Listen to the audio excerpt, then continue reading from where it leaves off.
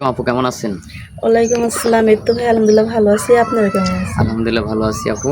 তো যাই হোক, আমাদের ক্যামেরার সামনে অনেকবারই আসছেন, আবারও আসলেন। হয়তো আমরা আপনার জন্য চেষ্টা করছি, কিন্তু জানি না হয়তো আমাদের বাইক মানে আমাদের মানে ব্যর্থতা নাকি বলতে পারছি না, না আপনার ভাগ্যর নীলা খেলা বা বিধাতার নীলা খেলা, এটা আমরা জানি না।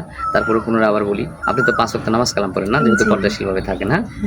হ্যাঁ। মুসলমান ঘরের সন্তান যেহেতু। তো যাই হোক, এখন নাম এবং হচ্ছে ঠিকানা একটু দর্শক ভাইদের মানে বলেন। আমার নাম খাদিজা আক্তার। আমার দেশের বাড়ি কুষ্টিয়া, ভেড়ামারা।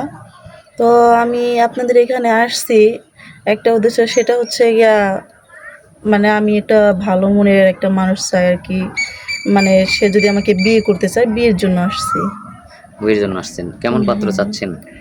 এখন সে গরিব ঘরের হলেও আমার কোনো সমস্যা নাই, কালা ধলা হইলেও তাতেও কোনো সমস্যা নাই। কারণ আমি অনেকটা গরিব ঘরের মেয়ে, আমি চাই সে যেন আমাকে বিয়ে করে একটু সুখে শান্তিতে রাখতে পারে। সুখে শান্তিতে রাখতে পারে, এই জন্য বয়স বয়স নিয়ে কোনো ডিমান্ড আছে?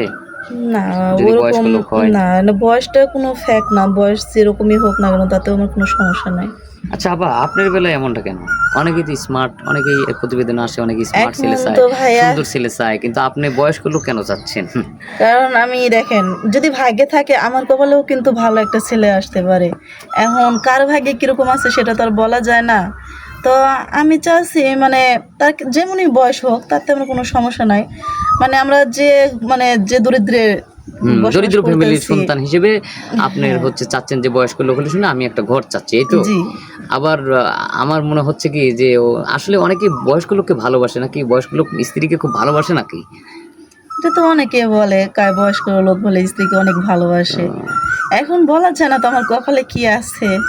হতে পারে আসলেই। কারণ হ্যাঁ। দেখা যাচ্ছে যে একটা স্মার্ট ছেলে খুবই সুন্দর, কিন্তু তার চরিত্র ভালো না। হোটেলে যায় বা বিভিন্ন জায়গায় যায়।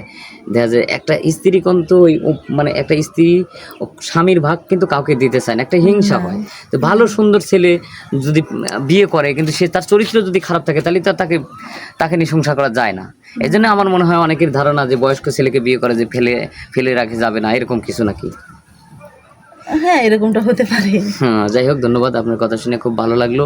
তো আপনার যদি পার্সোনাল ফোন নাম্বার থাকে একটু দিলে ভালো হয়, যাতে এই অনুষ্ঠানে যারা দর্শক আছে, অনেকেই এই ভাইয়া, অনুষ্ঠানে কিন্তু অপেক্ষায় থাকে মানুষের জীবনের গল্প শোনার জন্য, মেয়েদের জীবনের গল্প শোনার জন্য। এরকম মেয়ে চায়।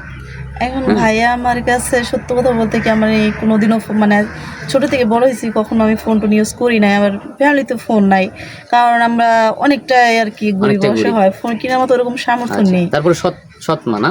হ্যাঁ, আমার ঘরে আপন মা সৎ তো নেই। মা, আমার আপন মা মারা গেছে আমি যখন ছোট ছিলাম তখন। যাই হোক, আর দুঃখের কথা বলবো না, আমরা স্কিপ বাড়াবো না, বুঝতে পারছি যার কারণে এই কারণে ফোনটা ইউজ করতে পারেননি। দর্শক কিন্তু শুনলেন মেয়েটার জীবনের গল্প। তার সৎ মা ৩ বেলা তাকে ঠিকমতো খেতেই দেয় না, তো ফোন কিভাবে নেয়? তো আমাদের সাথে যোগাযোগ করবেন, তাই হবে। স্ক্রিনে আমাদের নম্বর দেওয়া থাকবে, অযথা ভিডিও কল দিবেন না। আর সবাই ভালো থাকবেন, সুস্থ থাকবেন। আল্লাহ হাফেজ।